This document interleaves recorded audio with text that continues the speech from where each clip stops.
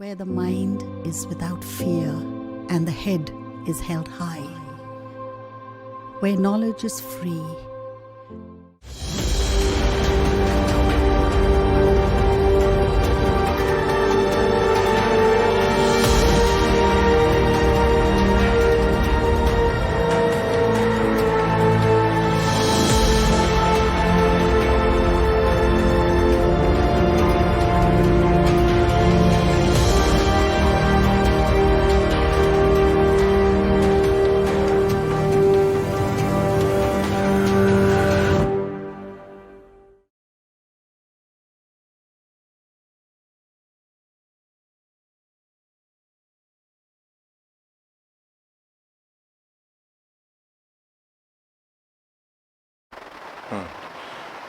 আচ্ছা, আমি মালদা জেলা অক্রমণী করোনেশন ইনস্টিটিউশনের গণিতের শিক্ষক, নাম চন্দন সাহা।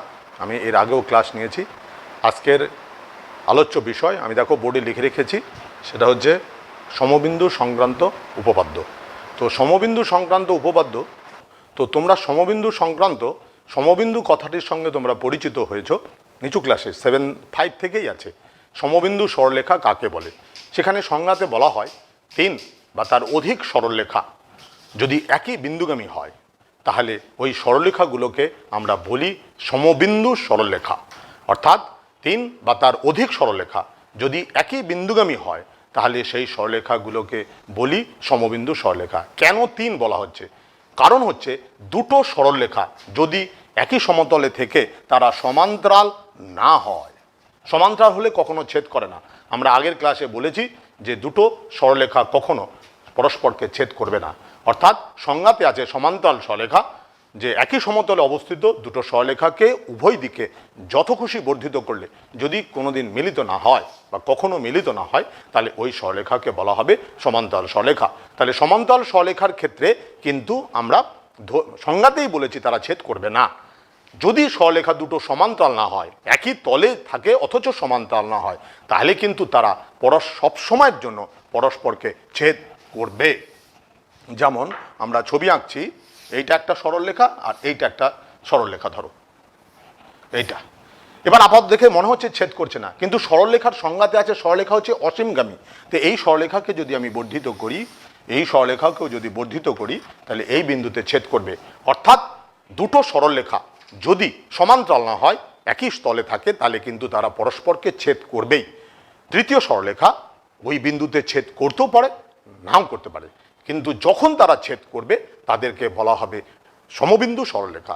তো আজকের এই সমবিন্দু সংক্রান্ত ক্লাস 9-এ 4টি উপপাদ্য আছে। আমি চেষ্টা করব 4টি উপপাদ্য আজকে তোমাদের বোঝানো। আমি আগেও ক্লাসে বলেছি, অঙ্কের ক্লাস মানে সায়েন্সের ক্লাস মানে খাতা বই কলম সঙ্গে থাকতে হবে, কারণ আমি যা কিছু বলবো তোমাদেরকে সঙ্গে সঙ্গেই খাতাতে নোট করে নিতে হবে যে জিনিসগুলো আমরা বলবো বা যেটা বোঝানোর প্রয়োজন। আমাদের প্রথম আছে উপপাদ্যটা, সেটা হচ্ছে কোনো ত্রিভুজের বাহুগুলির লম্ব সমদ্বিখণ্ডক সমবিন্দু।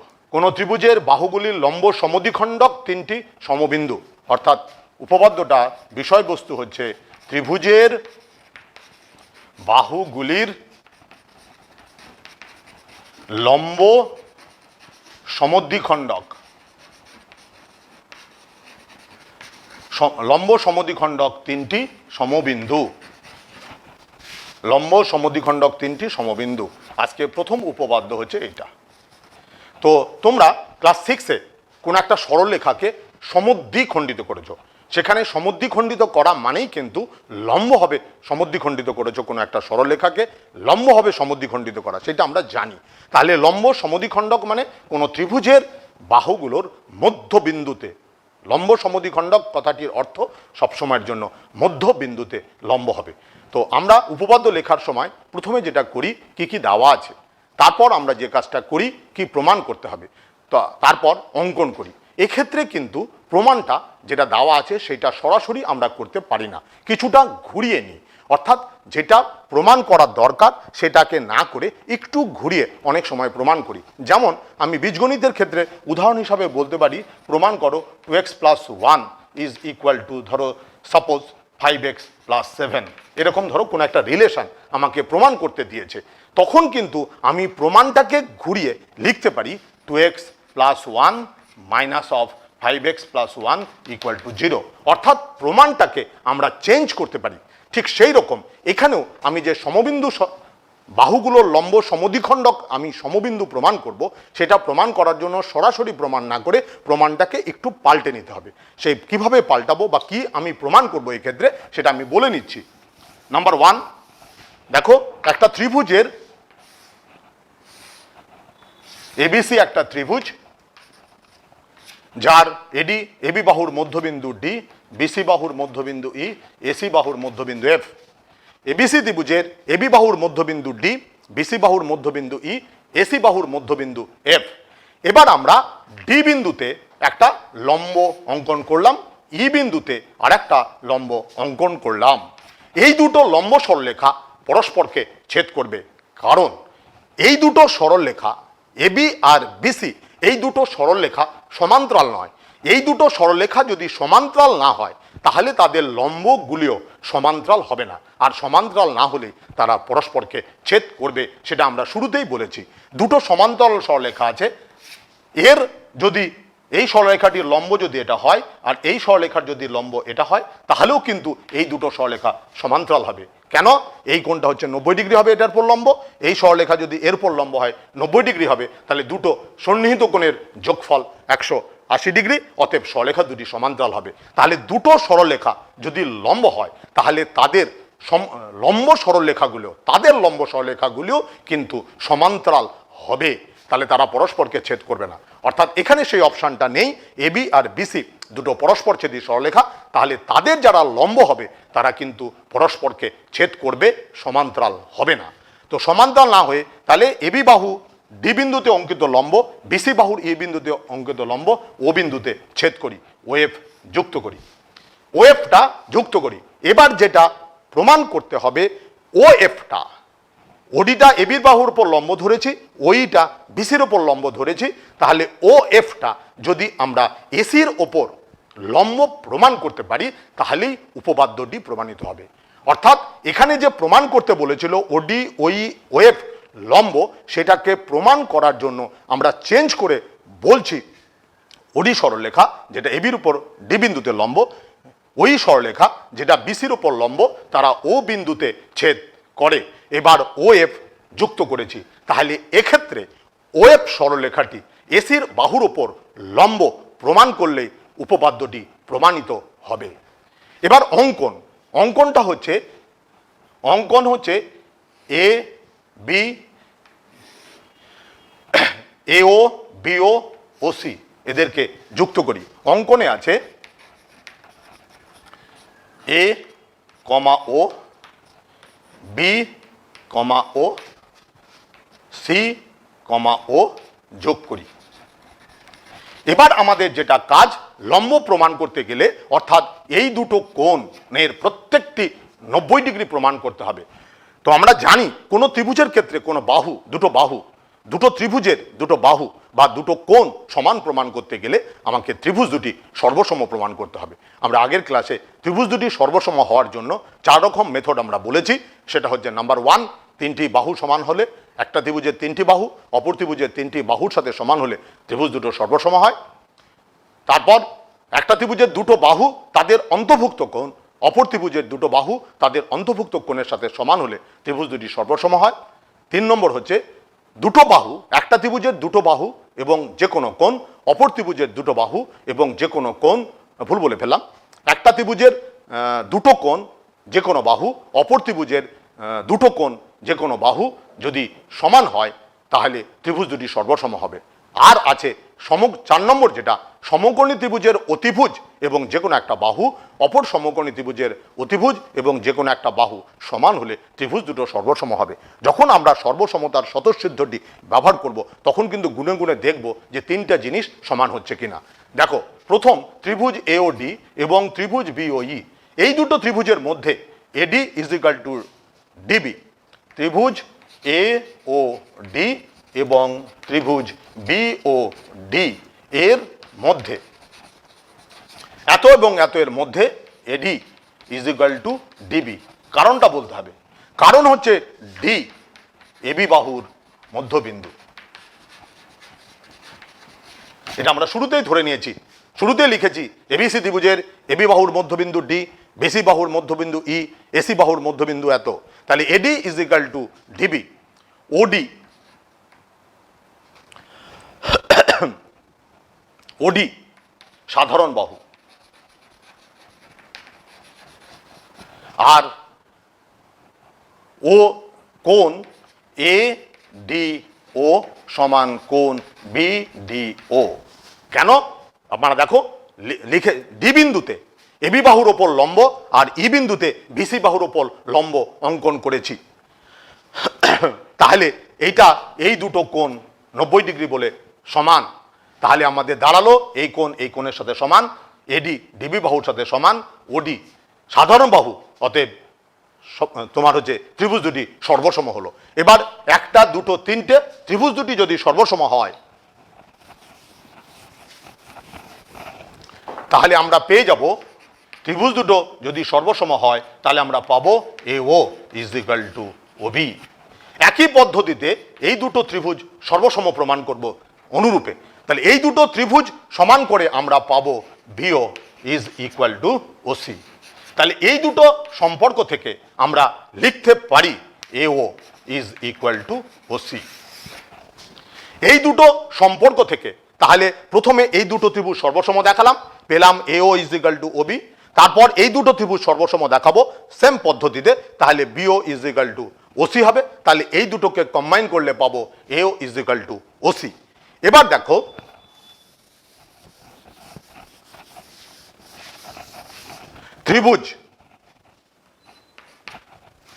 ত্রিভুজ এ ও এফ, ত্রিভুজ ও এফ সি এর মধ্যে কি কি জানি? A F is equal to F C, কারণ এসি এর মধ্যবিন্দু F. F is equal to F C, O F সমান সাধারণ বাহু, আর AO is equal to O C. এটা প্রমাণ করেছি, প্রমাণিত। তাহলে এখানেও 1 2 3, অতএব তিনটে জিনিস সমান হলো। অতএব ত্রিভুজ এ এফ সি, ত্রিভুজ এ ও এফ সর্বসম ত্রিভুজ ও এফ সি। দুটো ত্রিভুজ যদি সর্বসম হয় তাহলে যে বাহুগুলো সমান হবে তাহলে তাদের বিপরীত কোণগুলো সমান হবে। তাহলে আমাদের এখানে যে বাহুগুলো সমান হবে তাদের বিপরীত কোণগুলো সমান হবে, বা সেই নিয়ম অনুযায়ী এই দুটো কোণ, কারণ এই বাহুর সাথে সমান, এটা হচ্ছে সাধারণ বাহু। তাহলে ত্রিভুজ দুটো সর্বসম হওয়ার জন্য এও আর এটা ইজ ইকুয়াল টু এইটা আমরা আগে প্রমাণ করেছি। দেখো A F is equal to F C, কোশ্চেনে মানে আমি ধরে নিয়েছিলাম ও এফটা হচ্ছে সাধারণ বাহু, A O is equal to O C, আমরা এটা প্রমাণ করেছি। তাহলে এটা প্রমাণ করার জন্য এ ও আমরা বলছি দুটো ত্রিভুজ যদি সর্বসম হয় তাহলে যে বাহুগুলো সমান হয় তার বিপরীত কোণগুলো সমান হবে। বিপরীত ক্রমে উল্টোটাও, যে কোণগুলো সমান হয় তার বিপরীত বাহুগুলো সমান হবে। তাহলে যেহেতু এও ইজ ইকুয়াল টু ওসি, তাহলে এওর বিপরীত কোণ এইটা আর ওসির বিপরীত কোণ এইটা, এই দুটো সমান হবে। অর্থাৎ কোণ A F C, A F ভুল লিখলাম, A F O is equal to কোণ O F C. A F O কোণ সমান ও এফ সি কোণ, এই দুটো কোণ সমান হলো। ক্লাস 8-এ আমরা উপপাদ্য করেছি যে একটি সরলরেখার উপর আরেকটা সরলরেখা যদি দণ্ডায়মান হয় তাহলে যে দুটো সন্নিহিত কোণ উৎপন্ন হয় তাদের যোগফল সবসময়ের জন্য 180 ডিগ্রি। ঠিক সেই নিয়ম অনুসারে আমাদের কি হবে, এই দুটো কোণ আমরা সমান প্রমাণ করেছি। আবার যেহেতু এসি এর ওপর ও এফ দণ্ডায়মান, এসির ওপরে ও এফ যেহেতু দণ্ডায়মান, অতএব কোণ এ এফ ও যোগ কোণ O F C equal to 180 degree. তাহলে এবার এ এফ ও এর পরিবর্তে লিখতে পারি কোণ ওএফসি প্লাস কোণ OFC is equal two 180 degree. অতএব কোণ ওএফসি সমান 90 ডিগ্রি। কোণ ওএফসি ইজ ইকাল টু এই কোণটা 90 ডিগ্রি, তাহলে এই কোণটাও 90 ডিগ্রি, অর্থাৎ দুটো সন্নিহিত কোণের প্রত্যেকটি 90 ডিগ্রি প্রমাণিত হলো। অতএব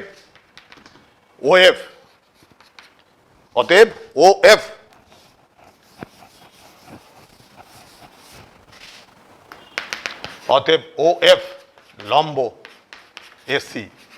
তাহলে আমাদের ধারালো ওএফ লম্ব এসি, এটাই আমরা প্রমাণ করতে চেয়েছিলাম। তাহলে লাস্টে লিখব প্রমাণ যখন ঘুরিয়ে যেটা দিয়েছিল সেটা আমরা যেহেতু সরাসরি প্রমাণ করতে পারিনি, সেই জন্য ঘুরিয়ে যেটা প্রমাণ করব বলেছিলাম যে ওএফ এসি বাহুর ওপর লম্ব প্রমাণ করলে উপপাদ্যটি প্রমাণিত হবে, সেটা প্রমাণ করতে পেরেছি। এবার লাস্ট লাইনে লিখব অতএব ত্রিভুজের বাহুগুলির লম্ব সমদ্বিখণ্ডক তিনটি। অতএব শেষে লিখব ত্রিভুজের বাহুগুলির লম্ব সমদ্বিখণ্ডক তিনটি সমবিন্দু। ত্রিভুজের বাহুগুলির লম্ব সমদ্বিখণ্ডক তিনটি সমবিন্দু। এবার এই উপপাদ্য থেকে আমরা যে জিনিসগুলো জানতে পারি সেইগুলো আমাকে মনে রাখতে হবে, কারণ আমাদের এমসিকিউ আছে এবং এসএকিউ দু ধরনের কোশ্চেন আমাদের পরীক্ষাতে আসে। এখান থেকে যেটা মনে রাখতে হবে, এই যে বিন্দুটা বাহুগুলোর লম্ব সমদ্বিখণ্ডক যে বিন্দুতে মিলিত হলো সেইটাকে বলা হয় ত্রিভুজের পরিকেন্দ্র। পরিকেন্দ্রের ধর্মটা কি? পরিকেন্দ্র থেকে শীর্ষবিন্দুগুলোর দূরত্ব সব সময়ের জন্য সমান হবে, অর্থাৎ ও বিন্দু থেকে এ বিন্দুর দূরত্ব, ও বিন্দু থেকে বি বিন্দুর দূরত্ব, ও বিন্দু থেকে সি বিন্দুর দূরত্ব এগুলো হচ্ছে সমান হবে। এবং যদি ও ত্রিভুজের পরিকেন্দ্র হয় তাহলে কোণ বিওসি সমান 2 টাইমস অফ কোণ বিএসি হবে। এগুলো জিনিস আমাদের মনে রাখতে হবে এমসিকিউ এবং এসএকিউ এর জন্য। তাহলে আমরা প্রথম শিখলাম পরিকেন্দ্র কাকে বলে। নাম্বার 1 সংজ্ঞাটা হচ্ছে ত্রিভুজের বাহুগুলোর লম্ব সমদ্বিখণ্ডক যে বিন্দুতে মিলিত হয় সেটা হচ্ছে পরিকেন্দ্র। নাম্বার 2 পরিকেন্দ্র যদি ও হয় তাহলে ও বিন্দু থেকে শীর্ষ বিন্দুগুলোর দূরত্ব সমান হবে। নাম্বার 3 ও যদি ত্রিভুজের পরিকেন্দ্র হয় তাহলে কোণ BOC is equal to 2 times of কোণ বিএসি। ক্লাস 10-এ এর উপপাদ্যটা প্রমাণ আছে, এছাড়াও আমরা এখানে নিয়ম প্রয়োগ করেও করতে পারি, কিন্তু আমার এই রেজাল্টটা দরকার হবে। তাহলে আমি যেটা শিখলাম সেটা এই উপপাদ্য থেকে সেগুলো লিখে নিতে হবে। নাম্বার 1 ত্রিভুজের বাহুগুলির লম্ব সমদ্বিখণ্ডক তিনটি। ত্রিভুজের বাহুগুলির লম্ব সমদ্বিখণ্ডক তিনটি যে বিন্দুতে মিলিত হয়। ত্রিভুজের বাহুগুলির লম্ব সমদ্বিখণ্ডক তিনটি যে বিন্দুতে মিলিত হয় তাকে পরিকেন্দ্র বলে। নাম্বার 2 পরিকেন্দ্র হতে ত্রিভুজের শীর্ষবিন্দুগুলোর শীর্ষ বিন্দুগুলির দূরত্ব সমান। শীর্ষবিন্দু হতে ত্রিভুজের পরিকেন্দ্র থেকে ত্রিভুজের শীর্ষবিন্দুগুলোর দূরত্ব সমান। আর কি হবে? ও ত্রিভুজের পরিকেন্দ্র হলে নাম্বার 3 ও ত্রিভুজের পরিকেন্দ্র হলে কোণ BOC is equal to 2 times of কোণ বিএসি হবে। ও ত্রিভুজের পরিকেন্দ্র হলে কোণ বিওসি সমান 2 টাইমস অফ কোণ বিএসি হবে। এবার আর কি জিনিস এখান থেকে আমরা জানতে পারবো সেটা হচ্ছে 3 রকম কোণ ভেদে 3 রকম ত্রিভুজ আছে, একটা সূক্ষ্মকোণী, একটা স্থূলকোণী, একটা হচ্ছে সমকোণী। এবার কোন ত্রিভুজের পরিকেন্দ্র কোথায় থাকবে? নাম্বার 1 যদি সূক্ষ্মকোণী ত্রিভুজ হয় তাহলে তার পরিকেন্দ্রটা ত্রিভুজের ভেতরে থাকবে। যদি স্থূলকোণী ত্রিভুজ হয় তাহলে তার পরিকেন্দ্রটা ত্রিভুজের বাইরে কোনো জায়গাতে থাকবে। আর যদি সমকোণী ত্রিভুজ হয় তাহলে তার পরিকেন্দ্রটা অতিভুজের ওপরে থাকবে। তাহলে আমরা শিখলাম তিন ধরনের ত্রিভুজ কোণ ভেদে, সূক্ষ্মকোণী, স্থূলকোণী, সমকোণী। তাদের ক্ষেত্রে কোন ত্রিভুজের ক্ষেত্রে মানে পরিকেন্দ্র কোথায় থাকবে সেটা যদি আমরা জানতে চাই, নাম্বার 4, সূক্ষ্মকোণী ত্রিভুজের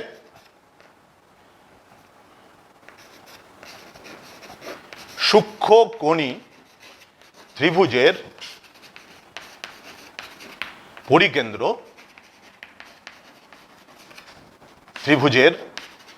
সূক্ষ্মকোণী ত্রিভুজের পরিকেন্দ্র ত্রিভুজের ভেতরে থাকবে। 4 নম্বর। 5 নম্বর হচ্ছে স্থূলকোণী ত্রিভুজের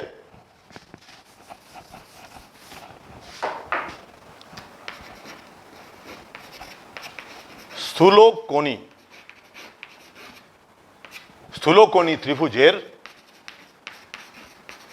পরিকেন্দ্র ত্রিভুজের বাইরে থাকবে। আর 6 নম্বর, সমকোণী ত্রিভুজের পরিকেন্দ্র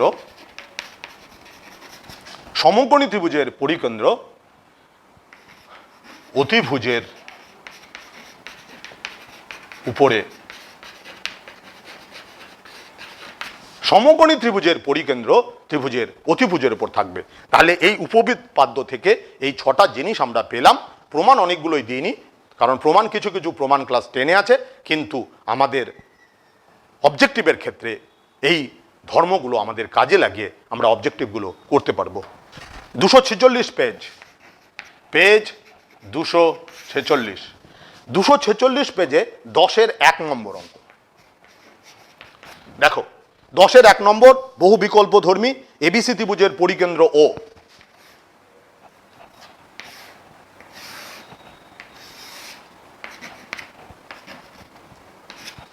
এবিসি ত্রিভুজের পরিকেন্দ্র ও।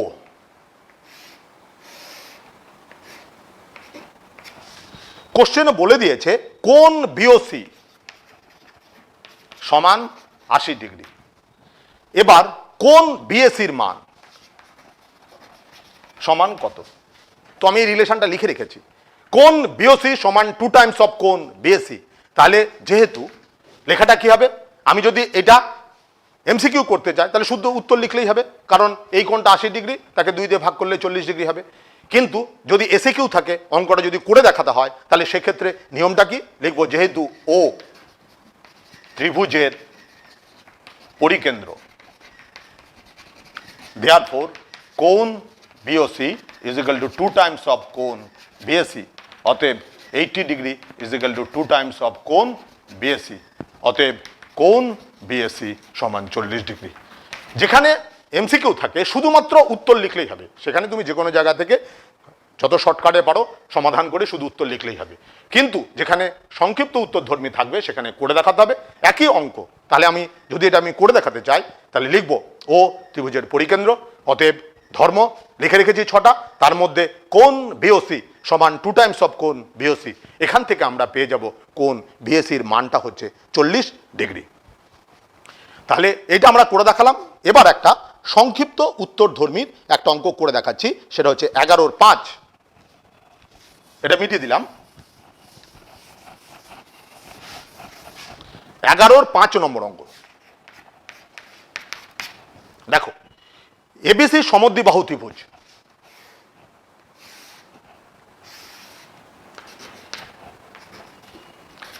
এবিসি সমদ্বিবাহু ত্রিভুজের এবিসি কোণ আর এসিবি কোণ, এই দুটো কোণ সমান। ক্লাস 8-এ উপপাদ্য পড়েছি, যদি এই দুটো কোণ সমান হয় তাহলে এই কোণের বিপরীত বাহু এটা আর এই কোণের বিপরীত বাহু এটা, এই দুটো বাহু কিন্তু সমান হবে। এবিসি ত্রিভুজের ক্ষেত্রে এবিসি যদি সমদ্বিবাহু ত্রিভুজ হয় তাহলে এই দুটো কোণ সমান, তাহলে এই কোণের বিপরীত বাহু আর এই কোণের বিপরীত বাহু অর্থাৎ AB is equal to AC হবে। আর মধ্যমা এডি, মধ্যমা কাকে বলে? মধ্যমা হচ্ছে কোনো ত্রিভুজের শীর্ষবিন্দুর সঙ্গে বিপরীত বাহুর মধ্যবিন্দুর সংযোগকারী সরল রেখাংশকে আমরা মধ্যমা বলি। ত্রিভুজের শীর্ষবিন্দুর এই মধ্যমা সংক্রান্ত উপপাদ্য আমাদের আজকে আছে, তো সেইখানে আমরা প্রমাণটা করে দেখাবো। তার আগে সংজ্ঞাটা জানতে হবে মধ্যমা কাকে বলে। মধ্যমাটা হচ্ছে ত্রিভুজের শীর্ষবিন্দুর সঙ্গে বিপরীত বাহুর মধ্যবিন্দুর সংযোগকারী সরলরেখা, অর্থাৎ এডিটা ত্রিভুজের মধ্যমা। তো এডি যদি ত্রিভুজের মধ্যমা হয় এবং ধর্ম হচ্ছে AD is equal to half of BC, AD এমন একটি মধ্যমা যেহেতু AD is equal to half of BC হবে। তো এডি যদি হাফ অফ বিসি হয় তাহলে আমরা দেখো এই বিসির পরিবর্তে হাফ অফ বিসির পরিবর্তে লিখতে পারি বিডি, তারপর এটাও লিখতে পারবো হাফ অফ বিসির পরিবর্তে ডিসিও লিখতে পারি, অর্থাৎ এডি is equal to BD is equal two DC. তাহলে দেখা যাচ্ছে যে এই ত্রিভুজের ডি বিন্দু থেকে এ বিন্দু, বি বিন্দু, সি বিন্দু এদের দূরত্ব সমান।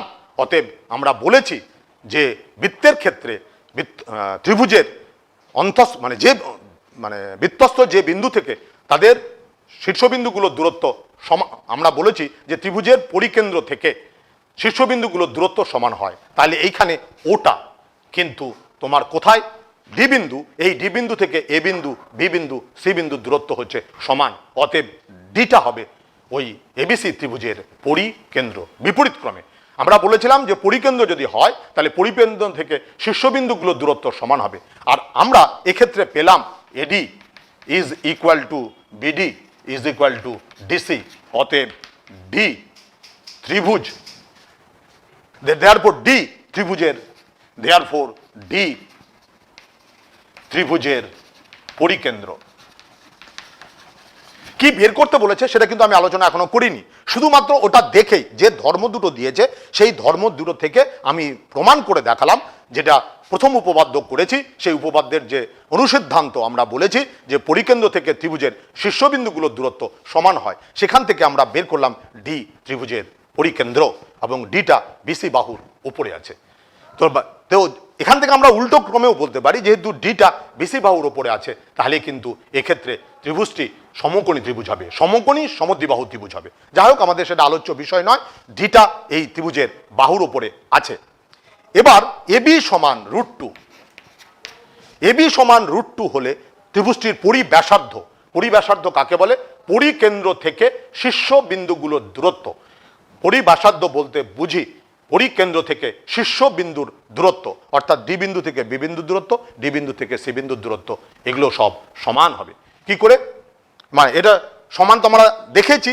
এবার আমাদের যদি বিডিটা বের করতে হয় তাহলে আমাকে জানতে হবে সেটা হচ্ছে কি এই দুটো বাহু বিডি আর এডি আমাকে জানতে হবে। কিন্তু বিডি আর এডি আমরা জানি এই দুটো সমান। এবার আমি এই দুটোর সাহায্য নিয়ে আর √2 এদের মধ্যে রিলেশন তৈরি করতে গেলে আমাদের যেটা দরকার সেটা এই কোণটি কত ডিগ্রি হবে বা এই কোণের মান কত হবে, তবেই আমরা মানটা বের করতে পারবো। তো এই কোণটা দেখো, যদি আমরা এই দুটো ত্রিভুজকে ভাবি, এই বাহুর সাথে সমান, এই কোণ এই কোণের সাথে সমান, এই বাহুর সাথে সমান, তাহলে এই দুটো বাহু এই বাহুর সাথে সমান, এই বাহুর সাথে সমান, আর এই দুটো কোণ সমান দেওয়া আছে। ত্রিভুজ দুটি সর্বসম, তাহলে এই বাহুর বিপরীত কোণ এটা এবং এটা সমান, তাহলে প্রত্যেকেই হচ্ছে সমকোণ, অর্থাৎ এই কোণটা 90 ডিগ্রি। এটা যদি 90 ডিগ্রি হয় তাহলে আমরা এক্ষেত্রে পিথাগোরাসের সূত্রটি প্রয়োগ করতে পারবো, অর্থাৎ AB square is equal to BD square plus AD square. যেহেতু এই কোণটা 90 ডিগ্রি হলো, পিথাগোরাস ইউজ করে or AB square is equal to 2 times of BD square, কারণ এডি আর বিডি সমান, দেয়ারফর এবি স্কোয়ার মানে 2 is equal to 2 BD square, therefore BD is equal to 1। তো বিডি ইজ ইকুয়াল টু যদি 1 হয় তাহলে সেটাই তো পরিব্যাসার্ধের দৈর্ঘ্য, তাহলে পরিব্যাসার্ধ ইজ ইকুয়াল টু হবে 1 সেন্টিমিটার। যেহেতু এককটা সেন্টিমিটারে ছিল, আমরা এই কাজটাও করি যখন সম্পর্ক বা সমীকরণটা তৈরি করি, সেই সমীকরণে নর্মালি আমরা একক দিই না, দিলেও বা দিয়ে যেতেই হবে, আর নইলে আমরা সাধারণত একক না দিয়ে শেষ মুহূর্তে আমরা লিখি বিডি ইজ ইকুয়াল টু 1। অতএব উত্তর হবে পরিব্যাসার্ধ সমান 1 সেন্টিমিটার। তাহলে এক্ষেত্রে আমরা যে উপপাদ্যটা করে যে ছটা জিনিস আমরা বলেছিলাম তাদের মধ্যে প্রয়োগ দেখালাম, সেটা হচ্ছে কি পরিকেন্দ্র থেকে শীর্ষবিন্দুগুলোর দূরত্ব সমান হবে। তাহলে উল্টো করে হচ্ছে কি শীর্ষবিন্দু থেকে যে বিন্দুর দূরত্বটা সমান হয় সেটা ত্রিভুজের পরিকেন্দ্র হবে, অর্থাৎ ডিটা পরিকেন্দ্র হবে। আমাকে বের করতে বলেছে পরিব্যাসার্ধ অর্থাৎ বিডির দৈর্ঘ্য নির্ণয় করতে বলেছে। বিডির দৈর্ঘ্য নির্ণয় করার জন্য আমরা যে কাজটা করলাম, এই যে কোণ এডিবি এই কোণটা 90 ডিগ্রি প্রমাণ করলাম। কি করে? এই দুটো ত্রিভুজকে সর্বসম প্রমাণ করে দেখালাম যে ওই কোণটি 90 ডিগ্রি। তারপর পিথাগোরাস অ্যাপ্লাই করে আমরা বিডির মানটা বের করতে পেরেছি, অর্থাৎ বিডিটা হবে ত্রিভুজের পরিব্যাসার্ধ। তাহলে সমবিন্দু সংক্রান্ত 4টা উপপাদ্যের প্রথম উপপাদ্যটা আমরা কমপ্লিট করলাম, উপপাদ্যটা প্রমাণ দেখালাম। উপপাদ্য থেকে কি কি জিনিস আমরা জানতে পারি সেটা লিখে দিয়েছি বোর্ডে, এবং তার দুটো প্রয়োগ আমরা আজকে করে দেখালাম। এবার চলে যাব পরের উপপাদ্য। পরের উপপাদ্যটা হচ্ছে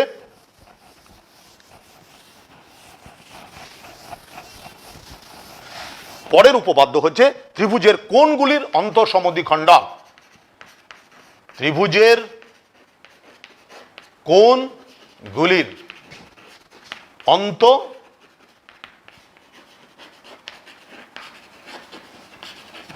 ত্রিভুজের কোণগুলির অন্তঃসমদ্বিখণ্ডক 3টি সমবিন্দু।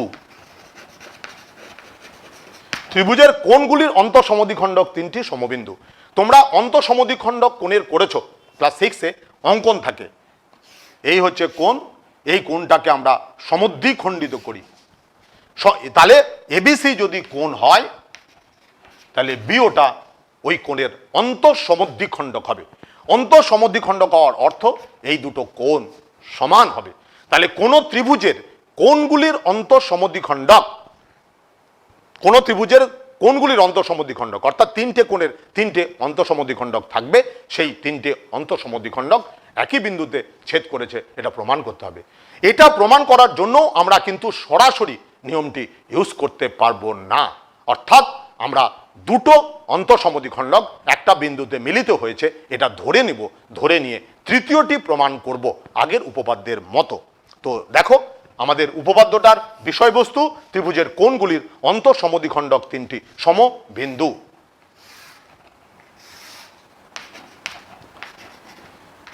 কি করে প্রমাণ করব? ত্রিভুজ এবিসি এর ভি কোণের অন্তঃসমদ্বিখণ্ডক আর সি কোণের অন্তঃসমদ্বিখণ্ডক তারা ও বিন্দুতে মিলিত হয়।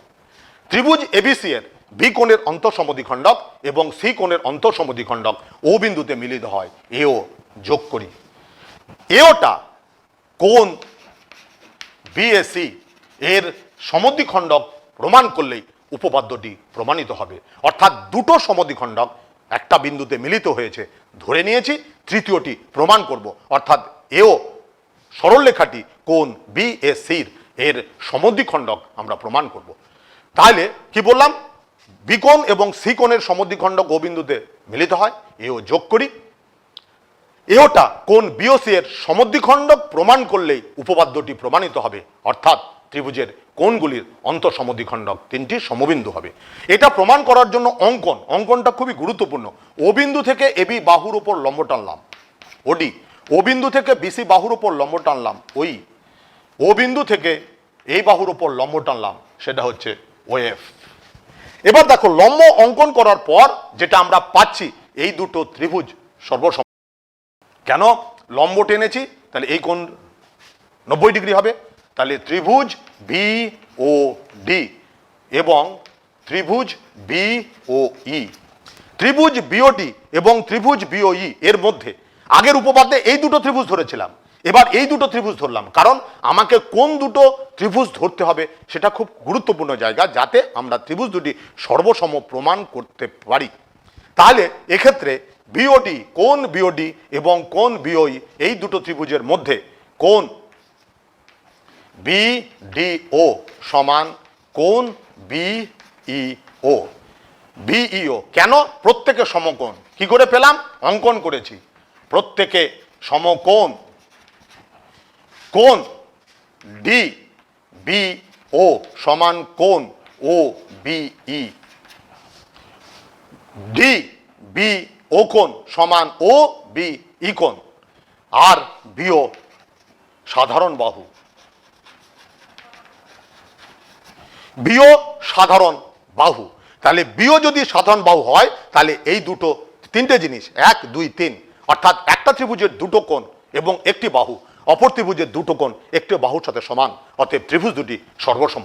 এবার আমরা বলেছি ত্রিভুজ দুটো যদি সর্বসম হয় তাহলে এই কোণের বিপরীত বাহু ডিও, ত্রিভুজ বিও ডি সর্বসম ত্রিভুজ BOE, therefore OD is equal to OE, OD is equal to, OD is equal to ওই।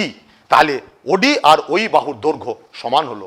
একই পদ্ধতিতে এই দুটো ত্রিভুজ যদি সর্বসম প্রমাণ করি তাহলে আসবে O E is equal to O F, O E is equal to O F. তাহলে এই দুটো থেকে ওডি ইজ ইকুয়াল টু ওই আর OE is equal to O F, এখান থেকে আমরা পেলাম,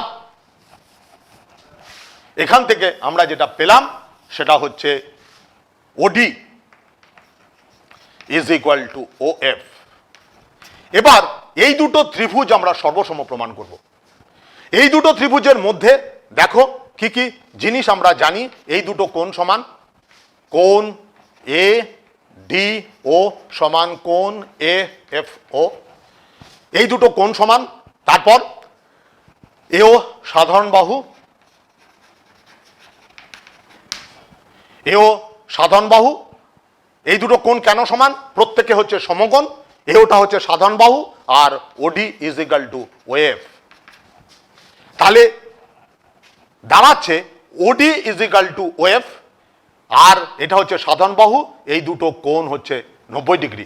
এক্ষেত্রে কিন্তু যেটা ব্যবহার হলো সেটা হচ্ছে একটা কোণ দুটো বাহু, কিন্তু এখানে কোণটা ওই দুটো বাহুর অন্তর্ভুক্ত নয়। এখানে কোন ধর্মটা তাহলে ব্যবহার হলো সেটা হচ্ছে সমকোণী ত্রিভুজের ক্ষেত্রে অতিভুজ এবং যে কোনো একটা বাহু। দেখো এটা যদি 90 ডিগ্রি হয় তাহলে তার বিপরীত বাহুটা এওটা হচ্ছে অতিভুজ, এওটা দুটো ত্রিভুজের ক্ষেত্রেই সমান। অর্থাৎ এখানে যে স্বতঃসিদ্ধটা আমরা ব্যবহার করলাম অতিভুজ এবং যে কোনো একটা বাহু অপর সমকোণী ত্রিভুজের অতিভুজ এবং যে কোনো একটা বাহুর সাথে সমান। এবার ত্রিভুজ দুটি সর্বসম, অতএব ত্রিভুজ এ ডি ও সর্বসম ত্রিভুজ এ এফ ও। তাহলে ত্রিভুজ দুটি সর্বসম হলে ওডি বাহুর বিপরীত কোণ এটা আর ওএফ বাহুর বিপরীত কোণ এটা, দেয়ারফর কোণ ডি এ ও সমান কোণ O F A, D A ও কোণ সমান ও এ এফ কোণ। তাহলে এই দুটো কোণ সমান হলো, অতএব এও কোণ বি এ সি এর সমদ্বিখণ্ডক। তার আমি যেটা প্রমাণ করতে চাই, প্রমাণ ঘুরিয়ে লিখেছিলাম যে প্রমাণ করতে হবে ত্রিভুজের কোণগুলির অন্তঃসমদ্বিখণ্ডক সমবিন্দু, অর্থাৎ এক্ষেত্রে এওটা কোণ বিএসি এর সমদ্বিখণ্ডক প্রমাণ করলে উপপাদ্যটি প্রমাণিত হবে। তো এবার লাস্ট লাইনে লিখব, অতএব যেটা প্রমাণ করতে চেয়েছি ঘুরিয়ে সেটা প্রমাণ করতে পেরেছি, অতএব লিখব ত্রিভুজের কোণগুলির অন্তঃসমদ্বিখণ্ডক তিনটি সমবিন্দু। এবার এই উপপাদ্য থেকে আমাদের কি কি জিনিস মনে রাখতে হবে দেখো।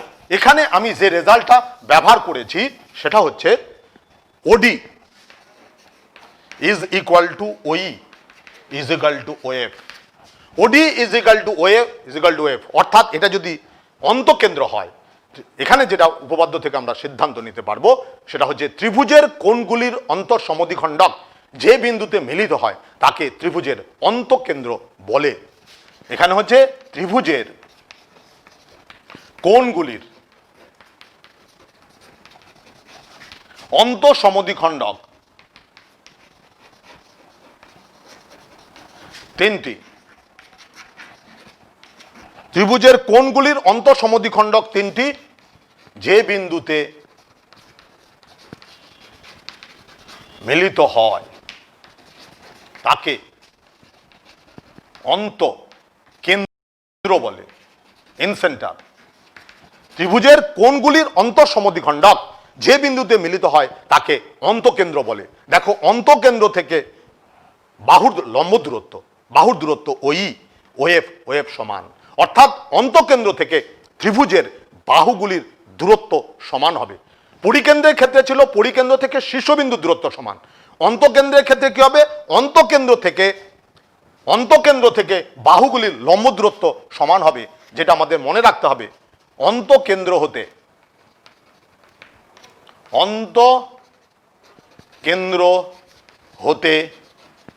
বাহুগুলির লম্ব দূরত্ব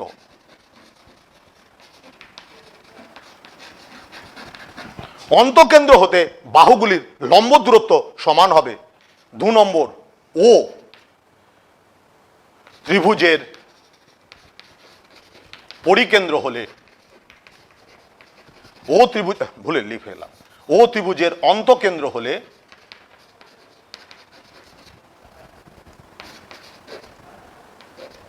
ও ত্রিভুজের অন্তঃকেন্দ্র হলে কোণ বিওসি সমান 90 ডিগ্রি প্লাস হাফ কোণ এ হয়। ক্লাস 8-এ এই উপপাদ্যটা প্রমাণ ছিল, মানে এক্সট্রা উপপাদ্য হিসাবে।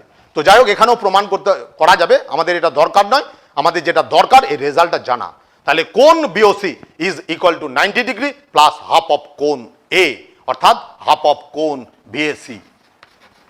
এবার এই যে দুটো জিনিস আমরা শিখলাম, যে অন্তঃকেন্দ্র থেকে ত্রিভুজের বাহুগুলির লম্ব দূরত্ব সমান হয়, আর যদি ও অন্তঃকেন্দ্র হয় তাহলে বিওসি কোণ is equal two 90 degree plus half of কোণ বিএসি। এই দুটোর প্রয়োগ আছে, দেখো সংক্ষিপ্ত উত্তরধর্মী 11-3।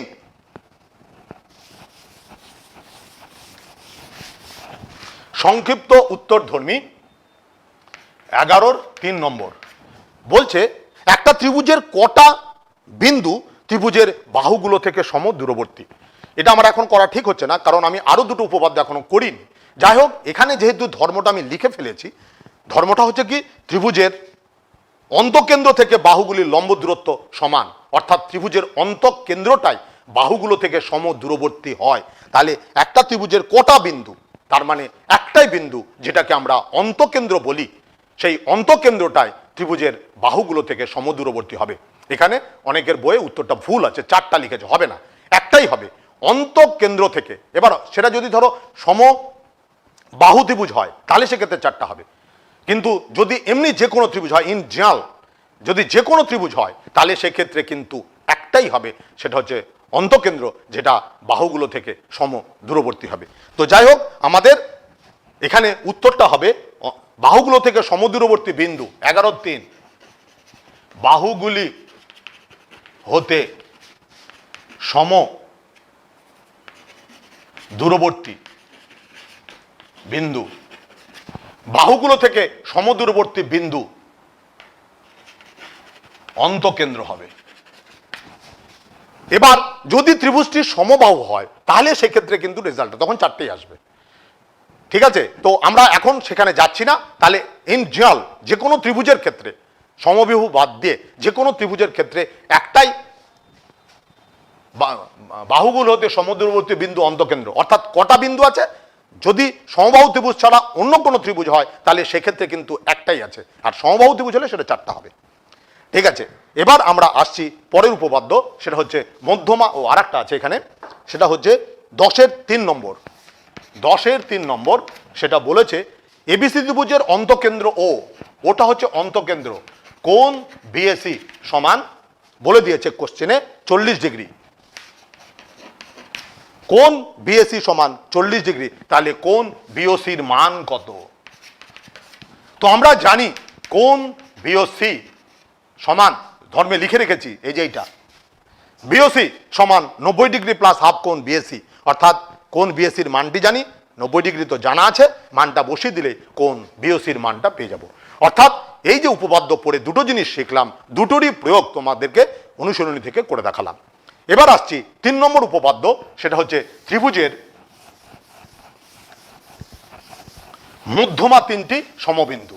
তো মধ্যমা কাকে বলে আমরা সংজ্ঞাতে বললাম, মধ্যমা হচ্ছে শীর্ষবিন্দু থেকে বিপরীত বাহুর মধ্যবিন্দুর সংযোজক রেখাংশকে আমরা মধ্যমা বলি। তাহলে ত্রিভুজের 3টি মধ্যমা আছে। উপপাদ্যটা কি? ত্রিভুজের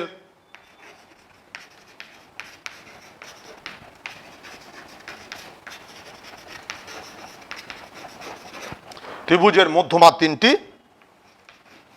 সম ত্রিভুজের মধ্যমা তিনটি সমবিন্দু। তো ত্রিভুজের মধ্যমা তিনটি সমবিন্দু এটা প্রমাণ করার জন্য দেখো সেম মেথড, দুটো মধ্যমা একটা বিন্দুতে ছেদ করেছে ধরে নিব, ধরে নিয়ে তৃতীয়টাকে আমরা প্রমাণ করে দেখাবো। তো প্রমাণটা কি হবে? এবিসি ত্রিভুজের বিই এবং সিএফ, বিই এবং সিএফ মধ্যমা দুটি পরস্পরকে জি বিন্দুতে ছেদ করে। ত্রিভুজ এবিসি ত্রিভুজের বিই এবং সিএফ মধ্যমা দুটি পরস্পরকে জি বিন্দুতে ছেদ করে। এজি যোগ করে বর্ধিত করি, যা বিসিকে ডি বিন্দুতে ছেদ করে। তাহলে আমাকে প্রমাণ করতে বলেছে মধ্যমা তিনটি সমবিন্দু। আমি বিই আর সিএফ এই দুটো মধ্যমাকে জি বিন্দুতে ছেদ করিয়েছি। এবার এজি যোগ করে বর্ধিত করেছি, তাহলে ডিটা বিসি বাহুকে ছেদ করেছে। তৃতীয় এই এজি সরলরেখা বিসিকে ডি বিন্দুতে ছেদ করেছে। তাহলে ডিটা যদি বিসি বাহুর মধ্যবিন্দু প্রমাণ করতে পারি, তাহলেই কিন্তু আমাদের উপপাদ্যটি প্রমাণিত হবে। এই উপপাদ্য ডিটা মধ্যবিন্দু প্রমাণ করতে গেলে আমরা যেটা করব সেটা হচ্ছে, এখানে আমরা একটা সামান্তরিক অঙ্কন করব। অঙ্কন করে দেখাবো বিসিটা ওই সামান্তরিকের কর্ণ, আর একটা কর্ণ দেখাবো। তার মানে এখানে আমরা সামান্তরিক প্রমাণ করে দেখাবো যে সামান্তরিকের কর্ণ দুটো পরস্পরকে যে বিন্দুতে ছেদ করে, সে তারা হচ্ছে কি ওই কর্ণ দুটোর মধ্যবিন্দু হবে। তো সেই ধর্মটা ইউজ করে আমরা দেখাবো ডিটা বিসি বাহুর মধ্যবিন্দু, অর্থাৎ ডি বিসি বাহুর মধ্যবিন্দু প্রমাণ করতে গেলে আমরা একটা সামান্তরিক অঙ্কন করে দেখাবো যে বিসিটা ওর কর্ণ হবে। কি করে অঙ্কন করব? অঙ্কনটা হচ্ছে এডি সরলরেখাকে এইচ পর্যন্ত এই রূপে বর্ধিত করি। এডি সরলরেখাকে এজি সরলরেখাকে এইচ পর্যন্ত এই রূপে বর্ধিত করি যেন AG is equal two Jaish হয়। এটা হচ্ছে অঙ্কন। অঙ্কনটা খুব গুরুত্বপূর্ণ প্রত্যেকটা উপপাদ্যের ক্ষেত্রে। এজি সরলরেখাকে এইচ পর্যন্ত এই রূপে বর্ধিত করি যেন AG is equal two Jaish হয়, অর্থাৎ জিটা কিন্তু এ এইচ এর মধ্যবিন্দু হলো, অর্থাৎ জি এ এইচ এর মধ্যবিন্দু হলো। এবার বিএইচ আর সিএইচ যোগ করি, বিএইচ এবং সিএইচ যোগ করি। বিএইচ এবং সিএইচ আমরা যোগ করলাম। এবার দেখো আমরা এখানে যে উপপাদ্যটা ব্যবহার করব সেটা আমি করেছি উপপাদ্যটা আগের ক্লাসে। সেটা এবিসি ত্রিভুজের এবি বাহুর মধ্যবিন্দু ডি, এসি বাহুর মধ্যবিন্দু যদি এটা হয়, তাহলে ডিই এফ সরলরেখাটা বিসি বাহুর সাথে সমান্তরাল হয়। মধ্যবিন্দু সংক্রান্ত যে উপপাদ্যটা আমরা করেছিলাম, কোন ত্রিভুজের এবি বাহুর মধ্যবিন্দু ডি, এসি বাহুর মধ্যবিন্দু যদি এফ হয়, তাহলে ডিএফটা বিসি বাহুর সমান্তরাল হবে। তাহলে দেখো ত্রিভুজ এ বি এইচ এর এবির মধ্যবিন্দু এফ, এ এইচ এর মধ্যবিন্দু জি, এ বি এর মধ্যবিন্দু এফ কোথায় পেয়েছি? আমরা ধরে নিয়েছি মধ্যমা সিএফটা। আর জিটা বাহুর মধ্যবিন্দু কোথায় পেয়েছি? অঙ্কন করেছি। তাহলে এই বাহুর মধ্যবিন্দু এটা এফ, আর এই বাহুর মধ্যবিন্দু এটা, তাহলে এফ জি সমান্তরাল, এফ জি সমান্তরাল বিএইচ, অর্থাৎ জিসি সমান্তরাল বিএইচ, অর্থাৎ এটা এর সাথে জিসি, জিসি সমান্তরাল বিএইচ। এবার একই পদ্ধতিতে ত্রিভুজ এসি এইচ এর ক্ষেত্রে এসি বাহুর মধ্যবিন্দু ই, এ এইচ এর মধ্যবিন্দু জি, অতএব জিই সমান্তরাল বিসি, অর্থাৎ বিজি, অর্থাৎ বিজি সমান্তরাল সিএইচ। তাহলে কি দাঁড়ালো? বি এই সি জি এই সামান্তরিকের ক্ষেত্রে এই বাহুর সাথে সমান্তরাল, এটা প্রমাণ করেছি। এই বাহুর সাথে সমান্তরাল প্রমাণ করেছি, অতএব বি এইচ সি জি একটি সামান্তরিক। তাহলে আমরা এখানে আগের উপপাদ্যটা ব্যবহার করলাম, সেটা হচ্ছে কোন ত্রিভুজের দুটো বাহুর মধ্যবিন্দুর সংযোগকারী সরলরেখাটা তৃতীয় বাহুর সমান্তরাল হয়। এইটা প্রয়োগ করে আমি এটা এর সাথে সমান্তরাল দেখিয়েছি, অর্থাৎ এটা এর সাথে সমান্তরাল। একই পদ্ধতিতে এটা এর সাথে সমান্তরাল। তাহলে আমরা যেটা পেলাম, ত্রিভুজ চতুর্ভুজ বি এইচ সি জি এর বিএইচ সমান্তরাল জিসি আর বিজি সমান্তরাল সিএইচ, এই দুটো সমান্তরাল, এই বাহুর সাথে সমান্তরাল, এই বাহুর সাথে সমান্তরাল। তাহলে সংজ্ঞানুসারে আমরা সামান্তরিকের সংজ্ঞাতে বলেছি যে কোনো চতুর্ভুজের বিপরীত বাহুগুলি সমান্তরাল হলে সেই চতুর্ভুজটি সামান্তরিক হবে। তাহলে সংজ্ঞানুসারে আমাদের হলো বিএইচসিজি একটি সামান্তরিক। প্রমাণিত হলো বিএইচসিজি একটা সামান্তরিক যার কর্ণ বিসি, যার কর্ণ বিসি। তাহলে যার কর্ণ বিসি এবং জিএইচ ডি বিন্দুতে ছেদ করে, এটা সামান্তরিক। যার কর্ণ বিসি এবং জিএইচ ডি বিন্দুতে ছেদ করে, অতএব ডিটা বিসি বাহুর মধ্যবিন্দু। অর্থাৎ এক্ষেত্রে আমরা সামান্তরিকের সংজ্ঞা ব্যবহার করলাম, সামান্তরিকের ধর্ম ব্যবহার করলাম এখানে, সেটা হচ্ছে সামান্তরিকের কর্ণ দুটি পরস্পরকে সমদ্বিখণ্ডিত করে। আর ব্যবহার করলাম কোনো ত্রিভুজের দুটো বাহুর মধ্যবিন্দুর সংযোগকারী সরলরেখা তৃতীয় বাহুর সাথে সমান্তরাল হয়। এই তিনটে উপপাদ্যকে ব্যবহার করে আমরা প্রমাণ করলাম ডিটা বিসি বাহুর মধ্যবিন্দু, অর্থাৎ ত্রিভুজের মধ্যমা তিনটি সমবিন্দু। এখান থেকে আমরা যেটা পেলাম সেটা বলি।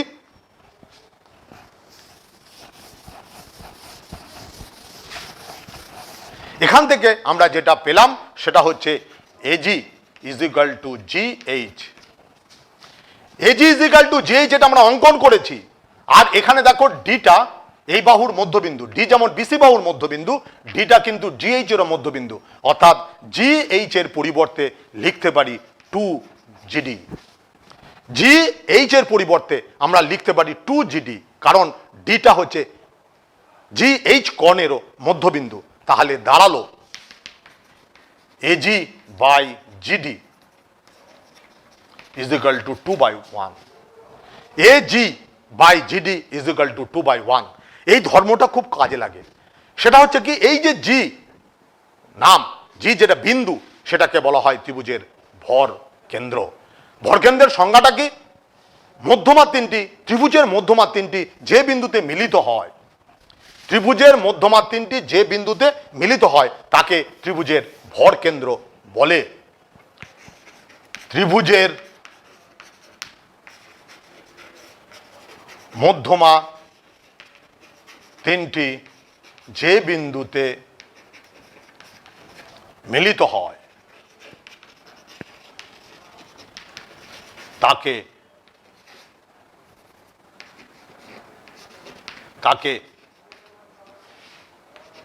তাকে ভর কেন্দ্র বলে। ত্রিভুজের মধ্যমা তিনটি যে বিন্দুতে মিলিত হয় তাকে ত্রিভুজের ভর কেন্দ্র বলে। এবং ভর কেন্দ্র, that is G, centre of gravity বলে, সেই জি মধ্যমাকে 2:1 অনুপাতে বিভক্ত করে। যে বিন্দুটা এডি মধ্যমাকে যে কোনো মধ্যমাকেই ভরকেন্দ্রটা 2:1 অনুপাতে বিভক্ত করে। তাহলে এখান থেকে আমরা শিখলাম ভরকেন্দ্র কাকে বলে, ভরকেন্দ্র ত্রিভুজের মধ্যমাকে কি অনুপাতে বিভক্ত করে। এর সঙ্গে আরো একটা ধর্ম, এই যে ত্রিভুজ, ধর্মে এটাও আছে, ত্রিভুজ বিজিসি সমান ত্রিভুজ এজিসি সমান ত্রিভুজ বিএবিজি সমান ত্রিভুজ বিজিসি সমান ত্রিভুজ এজিসি সমান ত্রিভুজ এবিজি সমান 1/3 অফ ত্রিভুজ এবিসি। এটাও আমাদের এমসিকিউ করার জন্য লাগবে। তাহলে এখান থেকে আমরা এই উপপাদ্য থেকে যেটা শিখলাম সেটা হচ্ছে ভরকেন্দ্র কাকে বলে, নাম্বার 1। নাম্বার 2, ভরকেন্দ্র মধ্যমাকে কি অনুপাতে বিভক্ত করে সেটা।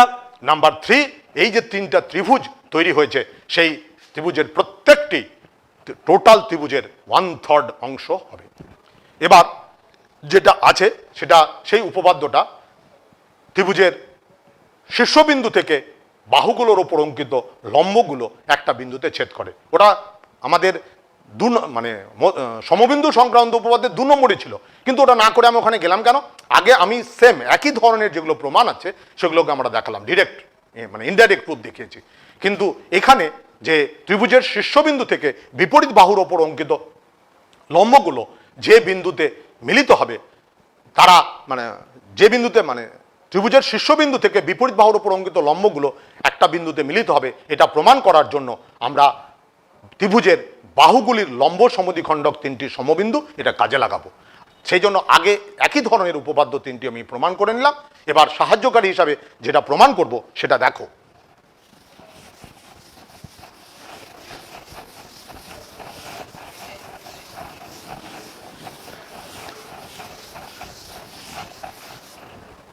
দেখো, ত্রিভুজের এবিসি ত্রিভুজের এ বিন্দু থেকে বিসির উপর লম্ব এডি, বি বিন্দু থেকে এর উপর লম্ব ই, আর এটা এর উপরে লম্ব সিএফ। প্রমাণ করতে হবে এবিসি ত্রিভুজের এ বিন্দু থেকে বিসির উপর লম্ব, বি বিন্দু থেকে এসির উপর লম্ব, সি বিন্দু থেকে এফ এর উপর লম্ব, এই লম্ব তিনটি সমবিন্দু, এটা প্রমাণ করতে হবে। এটা প্রমাণ করার জন্য আমরা যেটা দেখাবো সেটা হচ্ছে এডি সরলরেখাটা, একটা ত্রিভুজ তৈরি করব। এডি সরলরেখাটা ওই ত্রিভুজটার বাহুগুলো, একটি বাহুর লম্ব সমদ্বিখণ্ডক, বিটা অপর একটা বাহুর লম্ব সমদ্বিখণ্ডক, সিএফটা অপর একটা বাহুর লম্ব সমদ্বিখণ্ডক। সেই ত্রিভুজটা আমাকে এবার অঙ্কন করতে হবে। দেখে নাও, এ বিন্দু দিয়ে বিসি বাহুর সমান্তরাল সরলরেখা, এ বিন্দু দিয়ে বিসি বাহুর সমান্তরাল সরলরেখা, সি এ বিন্দু দিয়ে বিসি বাহুর সমান্তরাল সরলরেখা অঙ্কন করলাম, সি বিন্দু দিয়ে এই বাহুর সমান্তরাল সরলরেখা, সি বিন্দু দিয়ে এবি বাহুর সমান্তরাল সরলরেখা, আর বি বিন্দু দিয়ে এই বাহুর সমান্তরাল সরলরেখা অঙ্কন করলাম। তাহলে এ বিন্দু দিয়ে বিসি বাহুর সমান্তরাল সরলরেখা, বি বিন্দু দিয়ে এসি বাহুর সমান্তরাল সরলরেখা, সি বিন্দু দিয়ে এবি বাহুর সমান্তরাল সরলরেখা অঙ্কন করে আমরা পি কিউ আর এই ত্রিভুজটি পেলাম।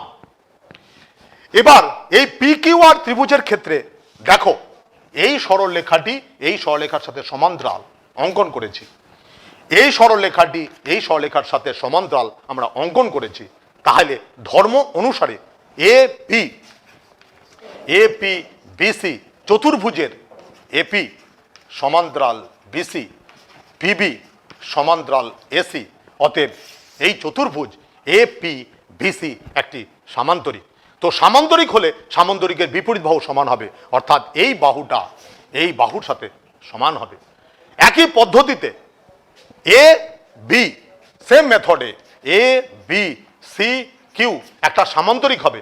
সেই ধর্ম থেকে আমরা প্রমাণ করতে পারবো এই বাহু এই বাহুর সাথে সমান, অর্থাৎ AP is equal to A Q, অর্থাৎ এ বিন্দুটা পিকি বাহুর মধ্যবিন্দু, অর্থাৎ এ বিন্দুটা পিকি বাহুর, এ বিন্দুটা পিকিউ বাহুর মধ্য বিন্দু।